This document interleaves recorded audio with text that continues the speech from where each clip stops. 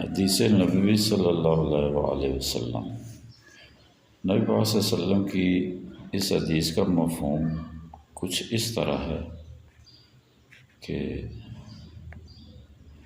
حضرت عبس بن شرجیل رضی اللہ تعالیٰ عنہ سے روایت ہے کہ انہوں نے رسول اللہ صلی اللہ علیہ وآلہ وسلم کو فرماتے ہوئے سنا کہ جو شخص ظالم کے ساتھ چلتا ہے تاکہ وہ اس کو تقویت پہنچائے حالانکہ وہ جانتا ہے کہ وہ ظالم ہے، ایسا شخص اسلام سے خارج ہو جاتا ہے۔ یہ حدیث بیہقی شریف کی۔ نوٹ: جو مسلمان اپنے پیارے نبی صلی اللہ علیہ وآلہ وسلم کا ارشاد پاک سنے اسے چاہیے کہ اس وقت کے ظالموں کا ساتھ چھوڑ دیں ورنہ اللہ سبحانہ و تعالیٰ کے سامنے ذلیل ہو جائے گا۔